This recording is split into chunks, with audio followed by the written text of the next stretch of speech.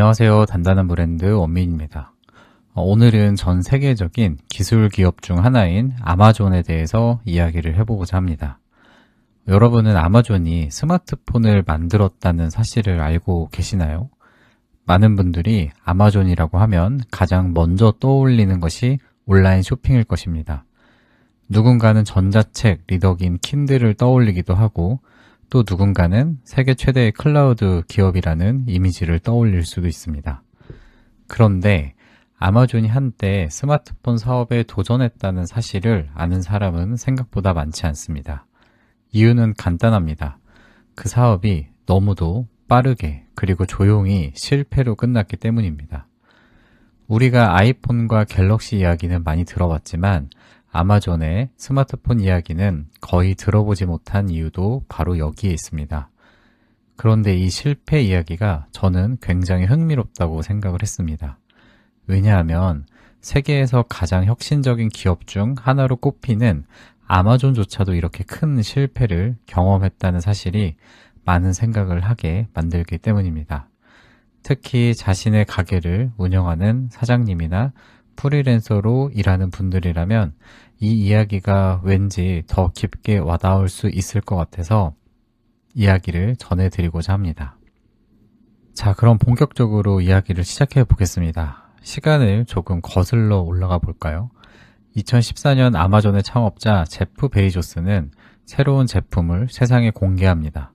바로 파이어폰이라는 스마트폰이었습니다. 당시 분위기는 상당히 뜨거웠습니다. 세계 최대의 전자상거래 기업이 스마트폰 시장에 도전장을 던졌기 때문입니다. 많은 사람들이 이렇게 말했습니다. 아마존이 애플과 삼성을 상대로 경쟁을 시작했다. 제프 베이조스 역시 이 프로젝트에 상당한 기대를 걸고 있었습니다. 파이어폰에는 당시로서는 꽤 독특한 기술들이 들어있었습니다. 사용자의 눈 위치를 인식해 화면이 입체적으로 움직이는 3D 인터페이스, 카메라로 물건을 찍으면 아마존에서 바로 구매할 수 있는 기능, 그리고 아마존의 콘텐츠 생태계를 중심으로 설계된 서비스 구조까지. 겉으로 보면 매우 야심찬 프로젝트였습니다. 많은 자원과 기술, 그리고 세계 최고 수준의 인프라가 투입된 제품이었습니다. 그래서 당시 많은 사람들은 아마존의 스마트폰이 시장에 큰 파장을 일으킬 것이라고 기대를 했습니다. 하지만 현실은 전혀 달랐습니다. 파이어폰은 출시되자마자 시장에서 외면을 받기 시작했습니다. 판매량은 기대에 한참 못 미쳤고 소비자들의 반응도 무척 차가웠습니다. 결국 아마존은 파이어폰 재고로 인해 약 1억 달러 규모의 손실을 기록하게 됩니다. 그리고 그 스마트폰 사업은 1년도 채 지나지 않아 사실상 종료됩니다. 우리가 지금 아마존 스마트폰을 거의 기억하지 못하는 이유도 바로 여기에 있습니다. 너무도 빠르게 실패했기 때문입니다. 세계 최고의 기업 중 하나가 만든 제품이었지만 시장에서는 철저히 실패로 기록되었습니다. 여기까지 이야기를 들으면 여러분들이 이렇게 생각할지도 모릅니다. 아마존도 이런 실패를 하는구나. 맞습니다. 바로 이 지점이 오늘 이야기의 핵심입니다. 세계 최고의 기업도 실패합니다.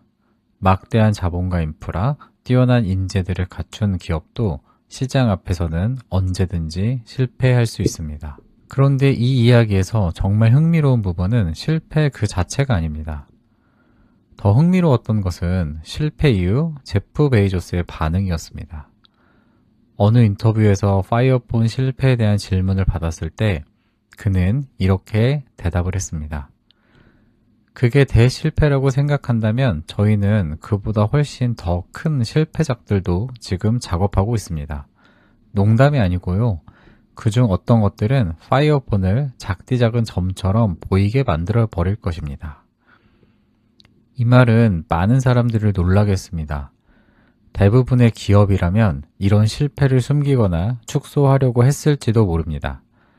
하지만 제프 베이조스는 전혀 다른 태도를 보였습니다.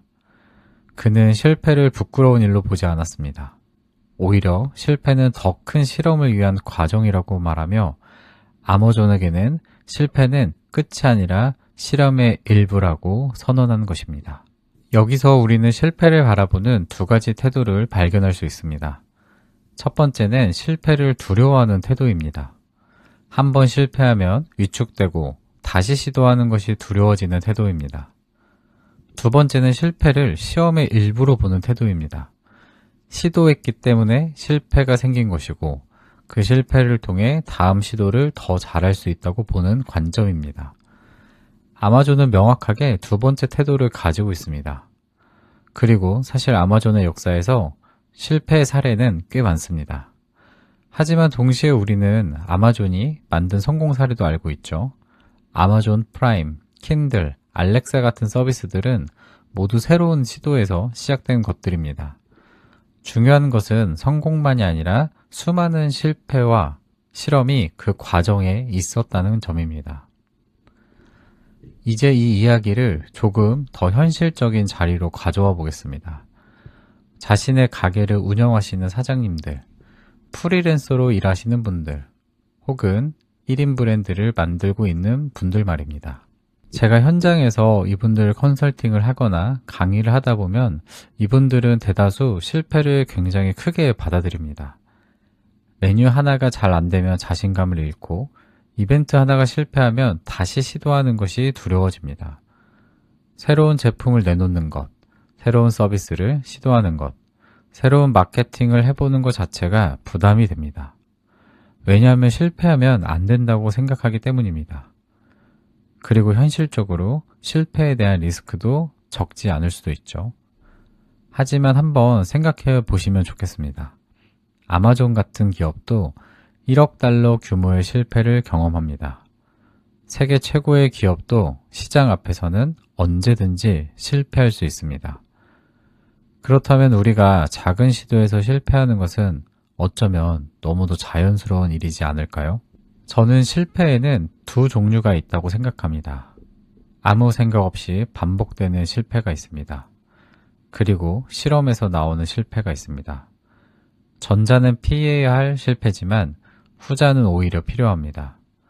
왜냐하면 시도를 해야만 배울 수 있기 때문입니다. 새로운 메뉴를 만들어 보지 않으면 어떤 메뉴가 반응이 좋은지 알 수 없습니다. 새로운 콘텐츠를 만들어 보지 않으면 고객이 어떤 이야기에 반응하는지 알 수 없습니다. 새로운 방식으로 가게를 운영해 보지 않으면 무엇이 효과적인지 알 수 없습니다.